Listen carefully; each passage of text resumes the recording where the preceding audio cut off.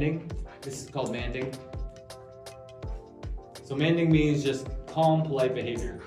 So he can't be pulling, he can't be running around, he can't be jumping up. He just has to either stand calmly and pay attention to me or sit calmly. So at first we use treats when they're puppies, right? We want them to sit, we want them to be calm. So that's what I'm going to do. I just want them to be calm, and I'm going to reward this.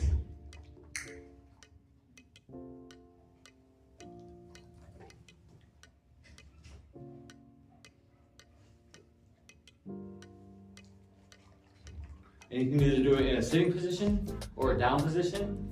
What I've noticed is that he likes to go into a down when he's sitting, and so I'm just going to reward this. I want him sitting because it's harder to work with a dog that wants to lay down all the time. But if I have a dog who will sit patiently, then I can train it easier.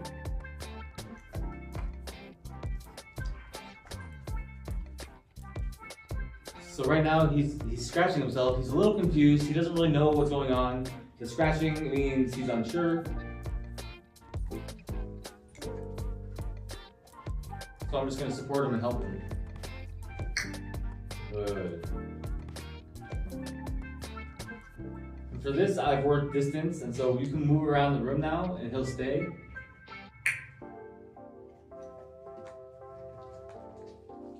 And so you see, when he gets up, I just grab his leash. I'm not going to say anything. I'm just going to get him where he self-regulates, where he can figure out, okay, I'm supposed to be sitting.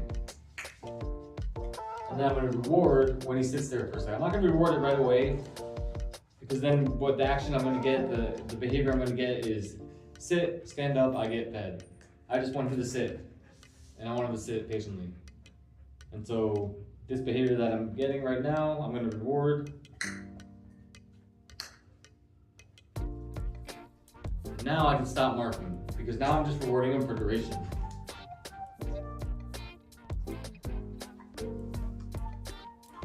So you see how I'm meeting him where he's at. I'm keeping him still. I want the still behavior. I want him to stay still, so I'm just going to help him out. And with this duration, you never want to do it too long, because then he's just going to get bored. So you can sit there, as long as he's sitting calmly, you can give him the release command. I use break, and I take a little piece of food or kibble, and I just tell him like that, and he's free to get up.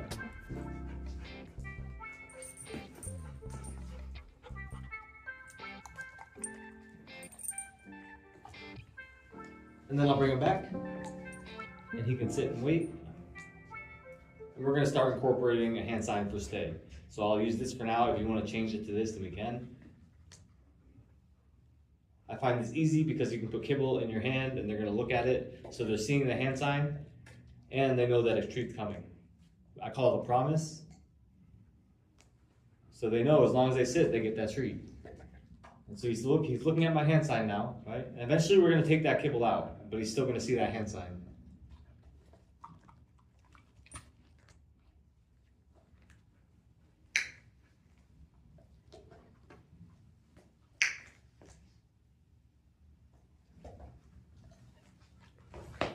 So okay, I'm going to show you a redirect.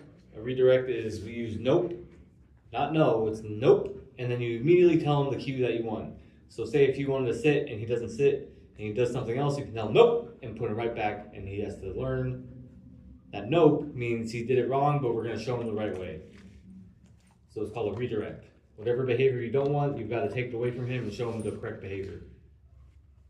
I want him to sit. That's the behavior I want. I don't want him to get up and then sit. I want him to just stay sitting.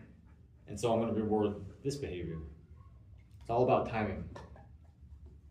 You got to see the last thing this dog did, and you're rewarding it. If you reward for sitting and then he goes into a down, and then you reward it, then you're not rewarding the sit, you're rewarding the whole process.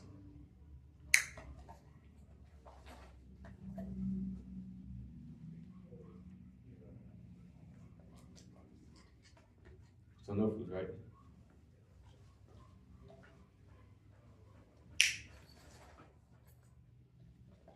And that's it. And then I'll give him a break command.